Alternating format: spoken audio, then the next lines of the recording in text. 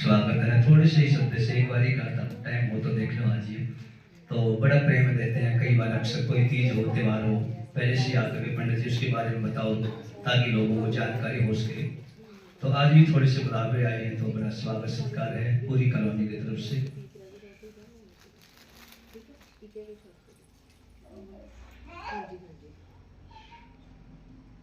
श्री कृष्ण गोविंद हरे मुरारी वासुदेवा, श्री कृष्ण गोविंद हरे मुरारी, हे नाथ नारायण वासुदेवा, हे नाथ नारायण वासुदेवा, हे नाथ नारायण वासुदेवा, श्री कृष्ण गोविंद हरे मुरारी, हे नाथ नारायण वासुदेवा, श्री हे नाथ नारायण वासुदेवा। हाथों से हर जन की सेवा कमाऊं, पैरों से चल कर सत्संग में आऊं, वाणी से हरदम यही गीत गाऊं, हे नाथ नारायण वासुदेवा, श्री कृष्ण गोविंद हरे मुरारी, हे नाथ नारायण।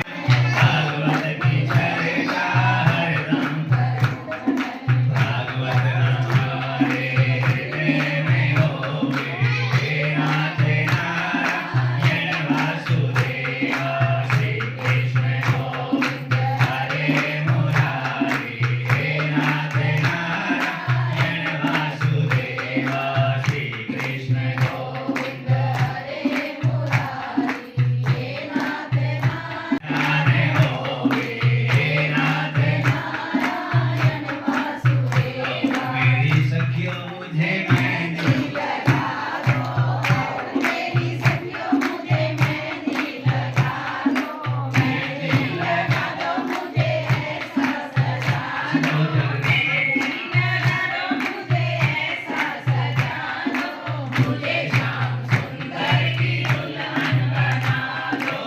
मेरी सगाई सतगुरु ने मेरी कीने सगाई, उनको बुला के हाथ लेवा तो करा दो, उनको बुला के हाथ लेवा तो करा दो, मुझे श्याम सुंदर की दुल्हन बना दो, मुझे श्याम सुंदर की दुल्हन बना दो।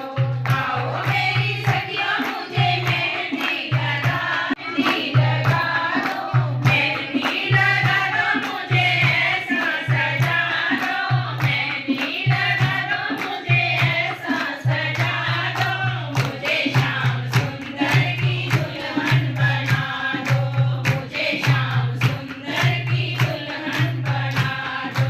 ऐसी ओढ़ू चुनरी जो रंग नहीं छूटे, ऐसी ओढ़ू चुनरी जो रंग नहीं छूटे, बना दो मुझे श्याम सुंदर की दुल्हन बना दो।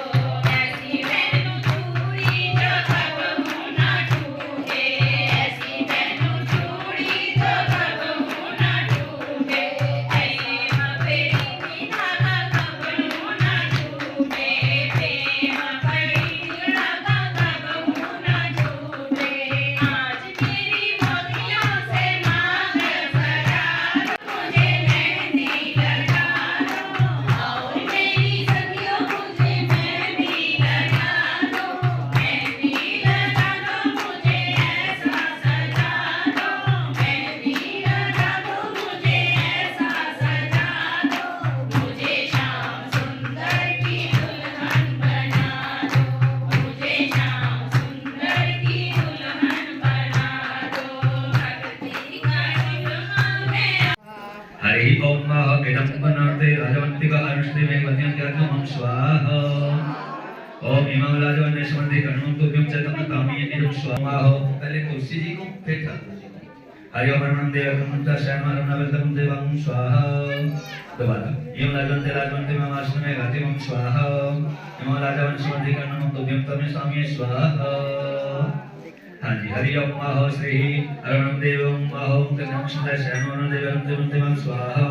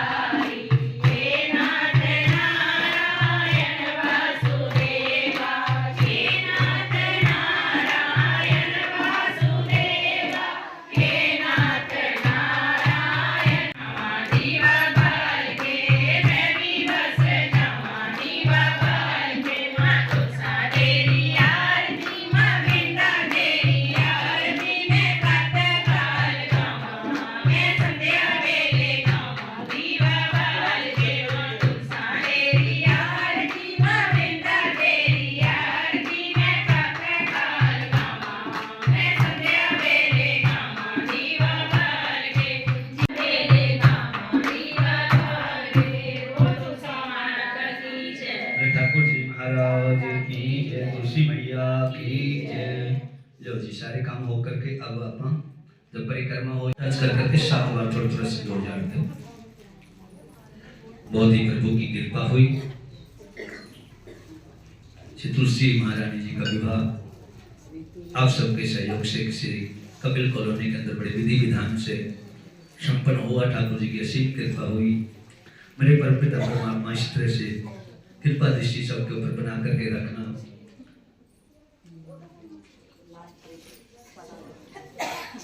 बोले तुलसी आए तो परमात्मा की कृपा से परमात्मा आपको ये हो करना 2 मिनट तुसी या तुसी बोल लो तो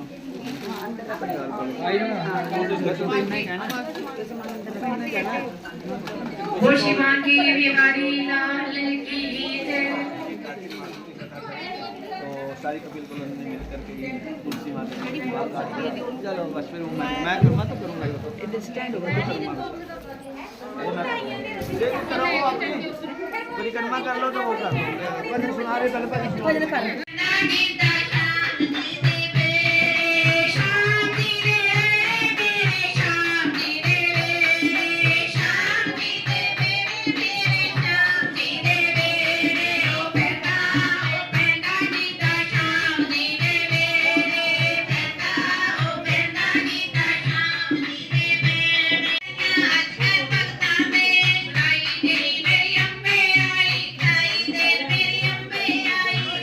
मेरी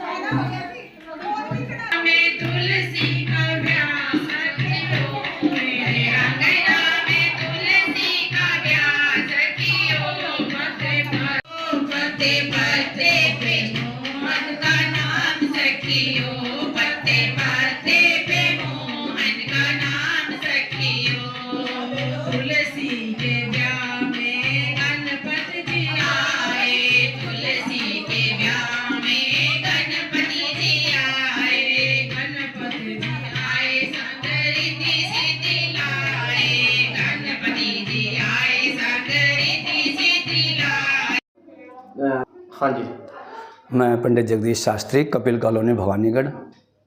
आज की प्रोग्राम किया गया?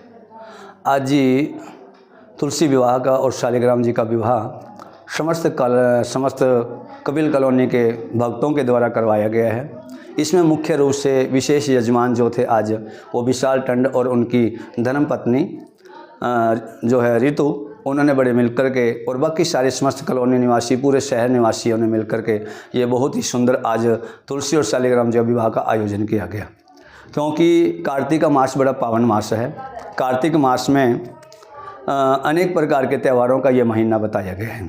तो इसमें कार्तिक के मास के ही उपलक्ष्य में कार्तिक की प्रतिपदा से लेकर के, कृष्ण पक्ष की प्रतिपदा से लेकर के और कार्तिक शुक्ल पक्ष पूर्णमासी तक कार्तिक मातम के 1 महीने के लिए वो कथा हर रोज़ प्रातःकाल होती है। उसी दौरान यहाँ कपिल कॉलोनी में भी समस्त माताओं के द्वारा कार्तिक मातम की कथा का श्रवण पान 1 महीने रोज़ के लिए तकरीबन सुना जा रहा है। अभी 2 दिन और बाकी हैं। परसों पूर्णमासी का शुभ दिहाड़ा वैकुंठ पूर्णिमा है, तो परसों तक ये कथा चलनी है। इसी दौरान अब जो है देव उठनी एकादशी जिसको हम कहते हैं, अभी कल की ही तारीख को देव उठनी एकादशी थी। तो तुलसी विवाह का जो है वो आंवला नवमी एकादशी तिथि या द्वादशी तिथि या त्रयोदशी तक भी तुलसी और शालिग्राम जी का विवाह किया जाता है। इसमें सूक्ष्म रूप में आपको छोटी सी कहानी आपको सुनाऊंगा। वैसे सब कुछ जो भी होता है तो सब ठाकुर जी महाराज की, शालिग्राम भगवान जी की इच्छा से, क्योंकि भगवान जी चाहते थे कि मेरी घर घर में पत्थर रूप शालिग्राम रूप में मेरी लोग पूजा करें। तो उसी हिसाब से परमात्मा का संविधान ये बना। तो जलंधर जो था वो भगवान शंकर जी का अंश, शंकर जी से मिलने एक दिन बृहस्पति देव जी गए थे। तो शंकर भगवान ने उनकी परीक्षा ली। तो उनकी परीक्षा ली तो रास्ते में एक जटाधारी जो है बन करके वो बैठ के, तो इंद्र पहचान नहीं सके। उनसे पूछने शंकर जी यहीं हैं कि कहीं अपने चले गए। तो उन्होंने कोई जवाब नहीं दिया। इंद्र को मद का अभिमान था, क्रोध आ गया, गुस्सा आ गया। तो जो ही उन्होंने वज्र के द्वारा उनको मारना चाहा कि ये कोई साधारण जीव होंगे, मारना चाहा, तो वो तो साक्षात शंकर भगवान जी थे। तभी इंद्र का जो है वो वहीं पर हाथ उन्होंने रोक दिया। तो बृहस्पति महाराज जी समझ गए साक्षात शंकर भगवान जी है, तो उनके चरणों में प्रणाम भी किया और जो है इंद्र से भी अक्षमा प्रार्थना करवाई। लेकिन अब शंकर जी कहने लगे भाई मुझे जो क्रोध आया है तो इस क्रोध का मैं क्या करूंगा। तो बृहस्पति महाराज ने कहा महाराज इस क्रोध को जो अपने भक्तों को प्रति कृपा करनी चाहिए। तो वो क्रोध जो था, अंश था जो शंकर भगवान जी का क्रोध अंश, वो कहते हैं कि वो समुद्र में डाल दिया और उसी से जलंधर की उत्पत्ति। जलंधर भी है, इसी का एक नाम पद्म पुराण के अंदर शंखासुर नाम का राक्षस भी है। तो बड़ा विशाल हुआ। अपने गुरु शुक्राचार्य जी से सारी बात पूछी तो उन्होंने कहा कि समुद्र का मंथन हुआ, उसमें रत्न निकले, देवताओं ने ले लिए। ये सोच करके अब जो है उस शंकासुर नाम के, जलंधर नाम के राक्षस ने बड़ा अत्याचार करना शुरू कर दिया। देवताओं को अपने घर से जो है उनको स्वर्गलोक से पराजित कर दिया, हरा दिया। उनको जो उनके स्थान पर अपने जो दैत्यगण थे उनको स्थापित कर दिया। इस प्रकार जो अत्याचार बढ़ गए तो सब देवता त्राही त्राही करते ब्रह्मा जी के पास गए। ब्रह्मा जी महाराज श्री नारायण भगवान जी के पास गए। तो नारायण भगवान जी ने कहा कि मैं जलंधर को अवश्य मारूंगा भाई। तो इस प्रकार से वो गया जलंधर का और भगवान शंकर जी, जलंधर का और भगवान नारायण जी का बड़ा भयंकर युद्ध हुआ। नारायण भगवान जी की ही लीला है, क्योंकि जब शंकर जी और नारायण भगवान जी, ब्रह्मा जी सब एक ही हैं, सब ये लीला मात्र हैं। नहीं तो क्यों वो जब शंकर जी मार सकते तो नारायण जी मार सकते, लेकिन भगवान जी की लीला थी। तो भयंकर युद्ध हुआ। उस युद्ध में भगवान नारायण जी बड़े प्रश्न हुए, कहने लगे जलंधर से, जलंधर तेरे युद्ध कौशल से प्रश्न हो तो मुझसे जो वरदान मांगना चाहिए सो मांग लो। तो उन्होंने कहा हमारे यदि आप मेरे से प्रश्न हो तो आप मेरी बहन लक्ष्मी, क्योंकि जलंधर भी समुद्र से प्रकट हुआ था और लक्ष्मी जी भी समुद्र से ही प्रकट, तो वो दोनों के दोनों समुद्र पुत्र होने के कारण बहन और भाई हो गए। तो इसलिए कहा आप मेरी बहन लक्ष्मी के साथ मेरे घर में ही रहो। अब वो उनके घर में रहने लगे, युद्ध बंद कर दिया। तो सब फिर देवता लोग फिर त्राही त्राही करते नारायण जी के, शंकर भगवान जी के पास गए और कहने लगे शंकर भगवान जी आप जो युद्ध करने के लिए नारायण भगवान जी गए थे तो क्या हुआ। तो उसी समय नारायण भगवान जी जब गए थे तो वो तो उन्हीं के वश में होकर उन्हीं के मकान में महल में रह रहे। तब शंकर जी ने देवताओं से कहा तुम मत किसी प्रकार की चिंता मत करो, मैं युद्ध में अवश्य ही जलंधर को देखूँ। ये कहकर शंकर भगवान जी और जलंधर के साथ युद्ध करने के लिए चल पड़े। दोनों में बड़ा भयंकर युद्ध हुआ। तो अब जलंधर ने देखा मैं शंकर जी को किसी प्रकार जीत नहीं सकता, तो उन्होंने आसुरी वृत्ति के द्वारा आसुरी माया फैलाई। तो उन्होंने माया की एक पार्वती बनाई, पार्वती माया की बना करके और उसको अपने रथ के साथ बांध दिया। वो हाय हाय हाय जो कर रही थी, अब उसको देख करके शंकर भगवान जी भी मोहित हुए। भी सब लीला क्या है, क्योंकि उसने माया फैलाई थी, राक्षसी माया। तो शंकर भगवान जी मोहित हो गए, युद्ध करना भूल गए। उसी दौरान शंकर वो जो जलंधर है वो मौका का फायदा उठा करके और कैलाश पे जा करके जो है पार्वती जी के पास चला गया और उसका सतीत्व भक्त करने के लिए जो उसके आगे बढ़ा तो माता जी ने उसको पहचान लिया। उसकी शक्ति वहाँ पर अक्षीण हुई। तो उसी समय माया ने माता पार्वती जी ने देखा कि ये तो मेरा सतीत्व भंग करने के लिए आया था। तो वहाँ से माता जी तो अंतर ध्यान होगी चलेगी। फिर उन्होंने नारायण भगवान जी को बुलाकर सारी कहानी बताई और कहा कि देखो उसने मेरा सतीत्व भंग करने की कोशिश किया, अब वो तभी मरेगा जब उसकी पत्नी वृंदा का जो है सतीत्व भंग होगा। तो नारायण भगवान जी की माया हुई। नारायण भगवान जी की माया के द्वारा भगवान नारायण जी जलंधर का रूप लेकर वृंदा के पास गए और उनके साथ समागम आदि किया। तो इस प्रकार से एक दिन उन वृंदा ने उनको पहचान लिया कि ये मेरे पति नहीं है, ये तो उनको श्राप देती हुई कहा कि तुम पत्थर हृदय हो, तो तुमने सतीत्व भंग किया, जाओ तुम पत्थर रूप हो जाओ। नारायण भगवान जी की सब लीलाएं होती हैं। तो तभी वो जो है नारायण भगवान जी एक अंश रूप में वो शालिग्राम जी बने हैं, जिसको हम घर घर में स्नान अभिषेक पूजन वंदन आदि करते हैं। तो उधर से वो उसी समय जो वृंदा भी अपने शरीर को उन्होंने जलाया, वो राख बनी। तो फिर सब भगवान नारायण जी की माया से मोहित हुए भगवान नारायण जी ऐसे भटकते रहे। तो सब देवताओं ने कहा जाकर के गौरी माँ सती आदि से, तो उन्होंने कुछ बीज दिए, कहा कि ये जो चिता भूमि है ना वृंदा की, उसकी भूमि में जाके डाल दो। उसमें डाला तो वहाँ से कहते हैं तुलसी प्रकट हुई है। और जो तुलसी प्रकट हुई तो उसी समय भगवान नारायण जी ने कहा कि ये तुलसी मेरे ऊपर चढ़ेगी, इसकी ये मेरे ऊपर जब तक नहीं चढ़ेगी, मेरी शालिग्राम पर, मेरे पत्थर रूप पर नहीं चढ़ेगी शालिग्राम पर, तब तक मेरी पूजा स्वीकार नहीं होगी। तो इसी वजह से देवउठनी एकादशी है या त्रोदशी, त्रयोदशी, आंवला नवमी, इन तिथियों में कार्तिक के मास में कहते हैं तुलसी और शालिग्राम जी का भव्य जो है यहाँ पर विवाह उत्सव हर जगह पर मनाया जाता है। और आज समस्त कपिल कॉलोनी की तरफ से बहुत सुंदर आयोजन जो है तुलसी और शालिग्राम जी का विवाह किया गया। मैं सारे कपिल निवासियों को और सारे शहर निवासियों को तुलसी विवाह की बहुत बहुत बधाई देता हूँ। बोले नारायण भगवान की जय।